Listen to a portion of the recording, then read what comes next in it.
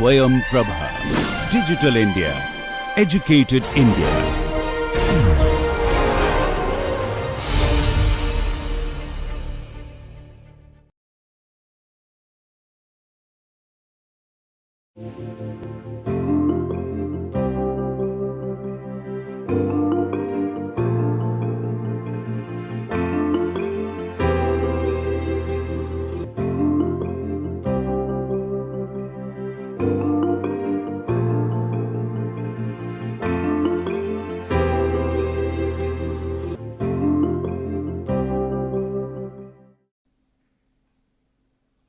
In this lecture, let us discuss about basics of Euler equation.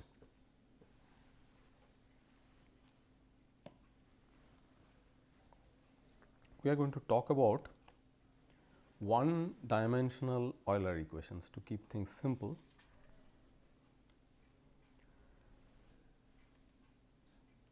As we recall that Euler equations have the capability of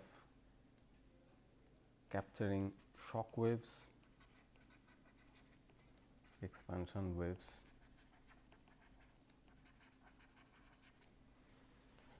in compressible flows, and when we compute Euler equations, we can capture these waves automatically in the flow field.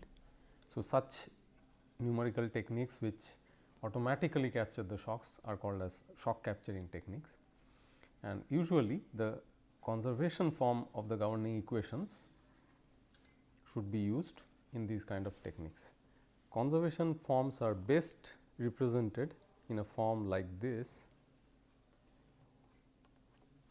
where a system of conservation equations are represented in a compact form by using vectors.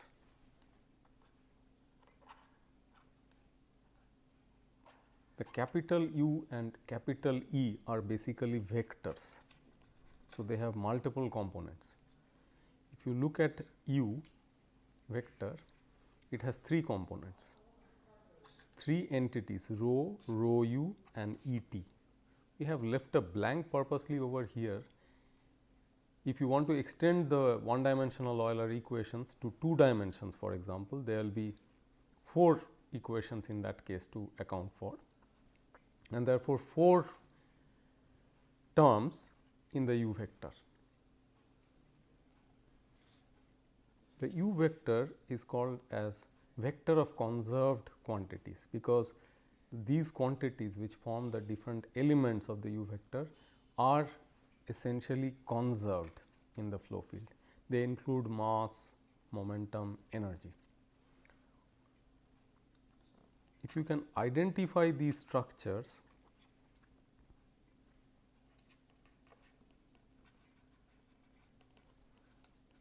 that they belong to the continuity equation, the x momentum equation and the energy equation, then you are very easily able to identify the correspondence of these vectors with the respective conservation equations. So, this is a kind of a compact way of representing. A very important aspect of the next term is that you have the derivative operating on elements of another vector, which we call as the flux vector. We are representing it by E, and there are again 3 elements in this vector, rho u square plus p and E t plus p, the whole into u, where E t is the sum of internal energy and kinetic energy per unit volume. For a one dimensional problem, of course, v square, that is the resultant velocity square, is nothing but u square itself. In a 2 dimensional problem, for example, this would be u square plus v square. So, if you want to identify the continuity equation, for example, you have to first take the first element of u, apply del del t on that, and then add the first term from the E vector after taking a del del x of that and equate it to 0. So, this basically gives you the continuity equation, which is essentially by taking the first elements from u and E vectors and applying the partial derivatives on them. So, likewise you can get the forms for momentum equation as well as energy equation, should be straightforward. So, when the del del x operator operates on each one of these terms, you do not have terms like this, for example. That means, the del del x is not operating on all the terms forming this expression, but rather there is a term multiplied with the del del x of u. This gives you a non-conservative form. What will be the corresponding expression for the conservative form? It will be del x operating on u square by 2, because if you do a del x of u square, that will give you 2 u del x, and then the half comes out, and therefore, you get back the same expression. But this is the non-conservative form, while the other one is a conservative form. So, here we are going to use the conservative form, and remember that when we want to capture the shocks, the conservative forms are always more preferred. The solutions in such a case are more smooth and stable, while if you want to use the non-conservation forms, where terms like this may be there in the governing equations, then there could be oscillations or wiggles upstream and downstream of the shock. So, in a previous lecture you saw that certain numerical schemes, when they want to capture the jump discontinuities, develop oscillations.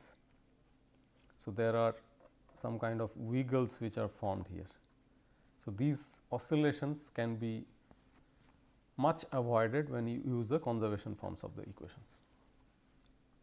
And one reason for that is that in the conservation form of the equations, you see terms that we are using, say rho u. You remember that across a normal shock, for example, we found that rho 1 u 1 is equal to rho 2 u 2. That means, rho u is conserved. But if you look at the density or the velocity, there are jumps in them. For example, if you want to look at density, then it increases abruptly across the shock, or the velocity, it decreases abruptly across the shock. But as far as the flux is concerned, there is no jump. So, the flux is conserved, and the conservative form of the equations are essentially handling those fluxes which are inherently conserved across the discontinuity. So, that is one of the main reasons why they generate solutions which are smoother. Same is the case with, say, the momentum equation part.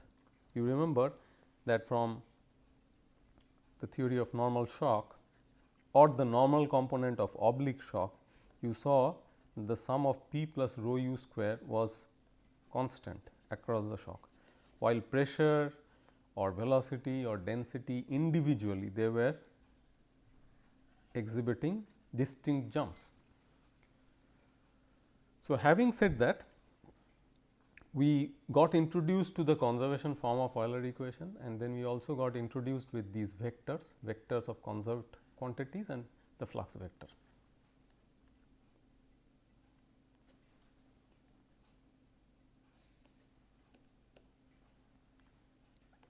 Let us take the concepts a little further. So, we are looking at this equation, and now we are going to change this term a little bit, and we are going to write it like this. So, we will write it as a derivative of E with respect to u, and then multiplied with the derivative of u with respect to x. and then we want to name this as a Jacobian matrix.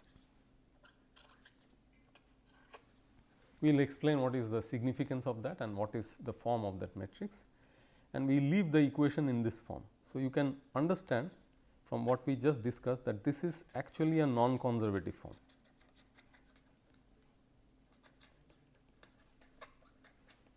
So, in the non-conservative form, there is a coefficient matrix which is being multiplied with del u del x, and we want to find out what that matrix contains. This Jacobian matrix is defined like this. Since you are taking del E del u, where both of them are vectors, that means when you take such a partial derivative, it gives rise to a matrix with 9 components over here. The first row of the matrix accounts for the partial derivatives of the E1 component. So, what is the E1 component? E1 component would be the first row element of the flux vector. Similarly, the second row and third rows will be called as E2 and E3. So, the Jacobian matrix first row comprises of partial derivatives of E1 with respect to the 3 components of U. Second row comprises of partial derivatives of E2 with 3 components of U. Third row comprises of partial derivative of E3 with respect to 3 components of U.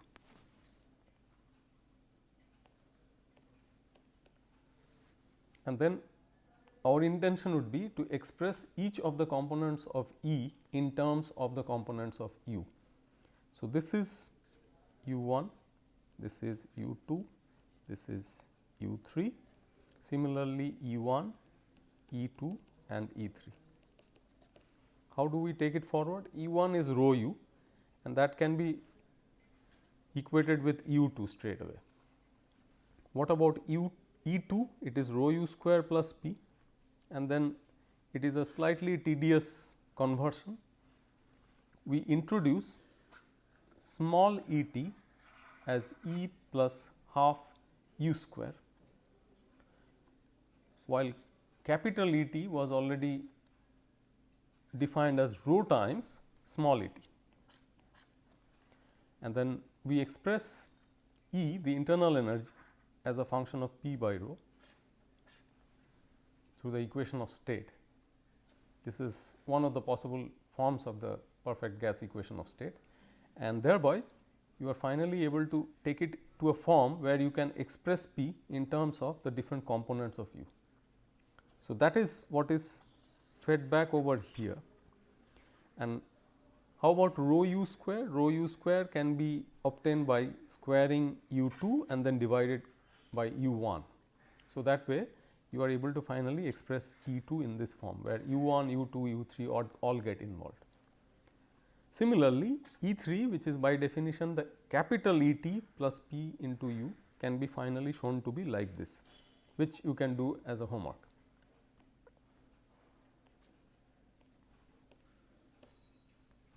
Finally, you will be able to get the form of the Jacobian matrix, which looks like this. Now, by definition, the system of equations that we are handling, that is the Euler equation in one dimension, it will be a hyperbolic system only if this matrix A is diagonalizable. What do we mean by that? What we mean is that we should be able to identify some matrix Q, the inverse of which is also existing, and then if you write down a product of the inverse of Q times A times Q, you will end up with a capital lambda matrix, which is a diagonal matrix.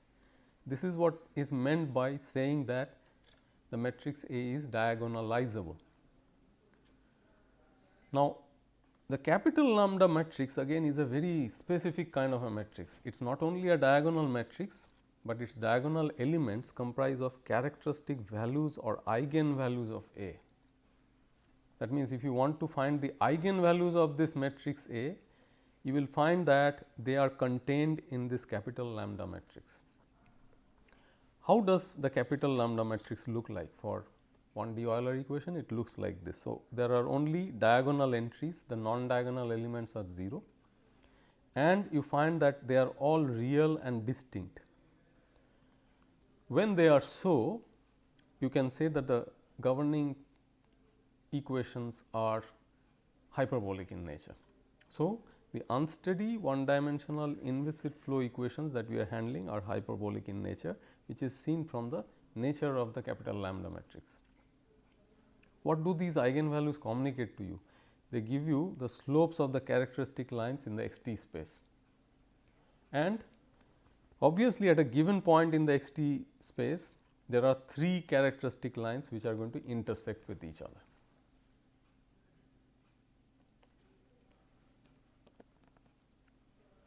Let us try to see how they really look in the xt space.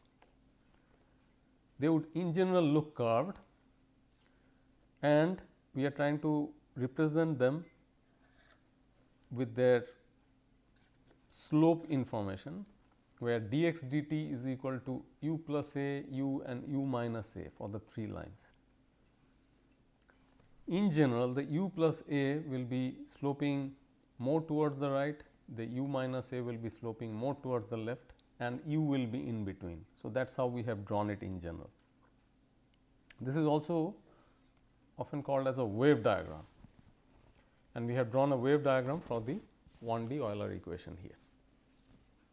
Now, these two waves are often known as the acoustic waves, the right and left running acoustic waves or Mach waves, and they basically are the boundaries of these two regions which form the domain of dependence and the range of influence for this point P, let us say. Now, for supersonic flows, all waves travel in one direction, and they would be swept downstream if the flow is traveling in the positive x direction, and none can travel upstream. That is because u is greater than a. Therefore, the term which can become the lowest one, even that remains positive and therefore slopes towards the right. Now, that happens if you have a supersonic flow moving towards the right. What happens if a supersonic flow is moving towards the left? That means towards the negative x direction. Then all wave speeds are negative. That means they will all slope towards the negative x direction. That is how they will look like, and none can travel upstream. What happens in subsonic flows? All acoustic waves can travel both in the downstream as well as upstream direction. Why? Because u is less than a, therefore, u minus a will always be negative anyway, u plus a will be positive, u will also be positive if the flow is moving towards the right. That means, as far as acoustic waves are concerned, one moves towards the right, one moves towards the left. The same thing happens if the flow is approaching from the right towards the left, that means towards the negative x direction. Again over there, one of the acoustic waves will travel towards the right, while the other will travel towards the left.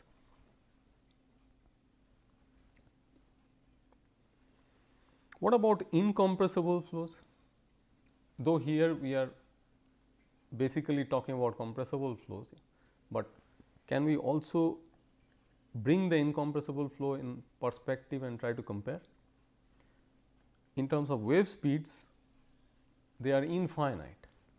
So, there are no real characteristics, and all regions of the fluid can communicate with all other regions of the fluid instantly without any time lag. The domain of dependence and range of influence equal the entire fluid region. So, this is how incompressible flow can be put in perspective with the compressible flow situation, both supersonic and subsonic. So, you can imagine that from this wave diagram, it becomes clear to you that when you are solving Euler equations in a numerical sense, you have to take extreme care about how these characteristic waves are going to propagate through the domain. And we are discussing the problem only from a one dimensional perspective. So, you can also have multi-dimensional problems where the other directions x, y and z can also be coming into the picture. So, you have to probably look at the different directions separately and try to figure out the characteristic directions and try to apply boundary conditions and techniques in the numerical scheme appropriately, so that the characteristics are properly addressed.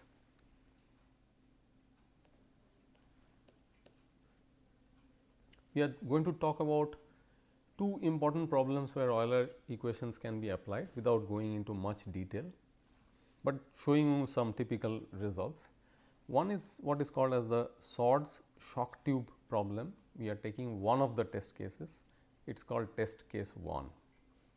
And the problem basically is that you have a shock tube where you have the conditions initially at t equal to 0, where the left and the right states are defined at x less than 0 and x greater than equal to 0 before diaphragm rupture.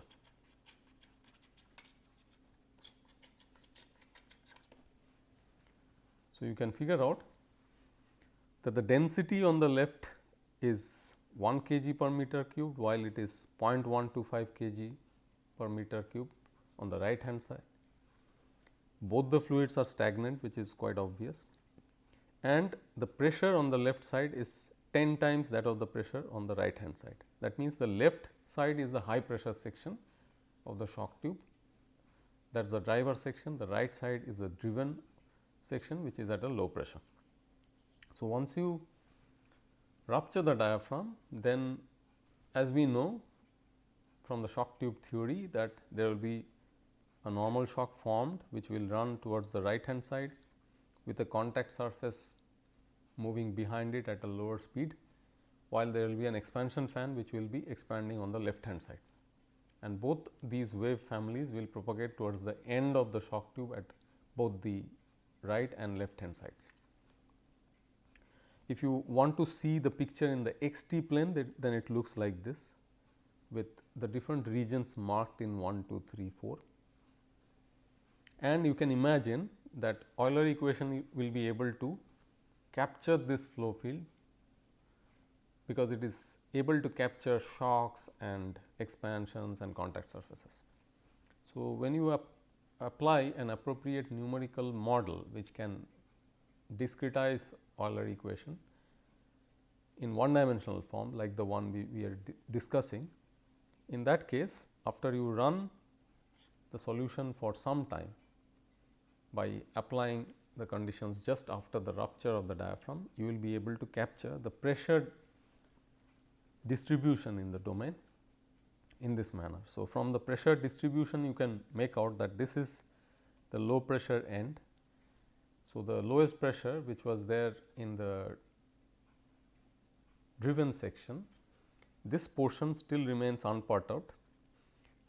This is the shock front which is moving towards the right, which will move into that portion eventually and then finally get reflected. There is a sharp jump in pressure across the shock, and then there is a contact running behind the shock somewhere. From this plot it is not very evident, but from other plots we will be able to figure out where the contact is exactly located at this point. And then you can see that over this region you have the expansion fan where the pressure changes gradually. It is not an abrupt change, but it is an isentropic change, and finally it flattens out at the high pressure level, which is that of the driver section. So, the expansion fan will also run into that high pressure region and then finally get reflected in due course.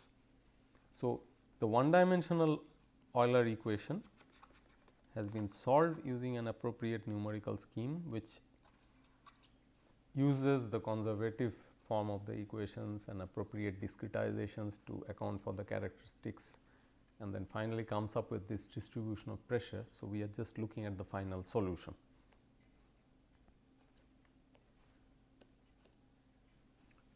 We are showing one more example of Euler equation solution, but here it is a time dependent 2-dimensional Euler equation solution. And what is the problem all about? It is a supersonic flow which is impinging on a wall mounted block. So, you have a rectangular domain here. You can make out that this is the length of the domain along x direction. This is the height of the domain along the y direction.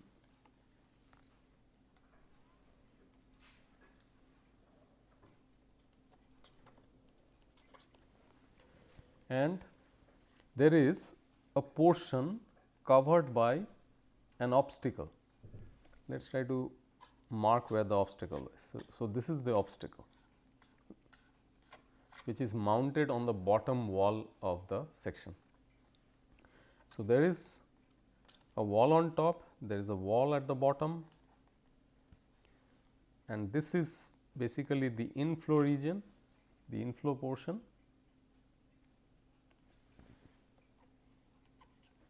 This is the outflow portion, and you are having uniform flow prescribed here, which is supersonic, and then it is coming and impinging on this wall mounted block, and it forms a detached bow kind of shock, as you can see. And this is a time dependent solution. We often call this as a time marching solution.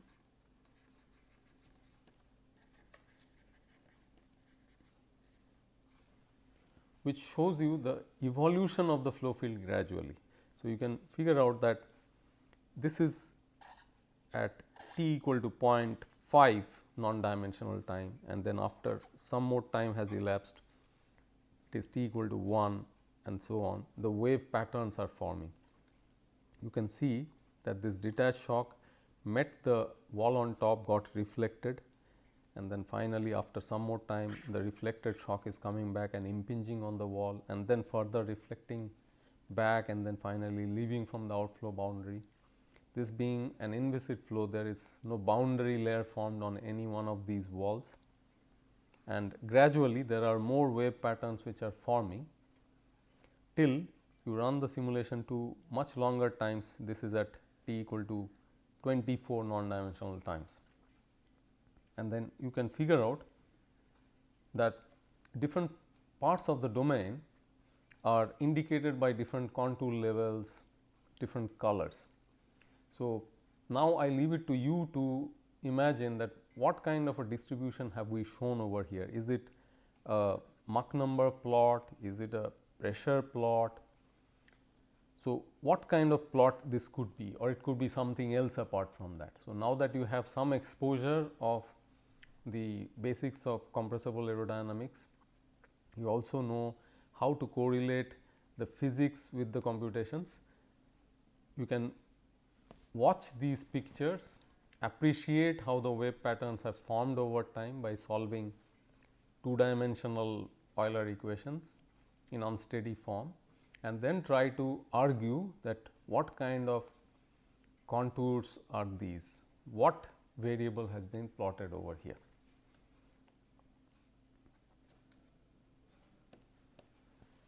So, in this lecture we discussed about some very important mathematical aspects of Euler equations, which will give us the appreciation for the fundamentals, and they would form the background of the numerical solution of Euler equations, where different kinds of schemes can be used to solve it. Thank you.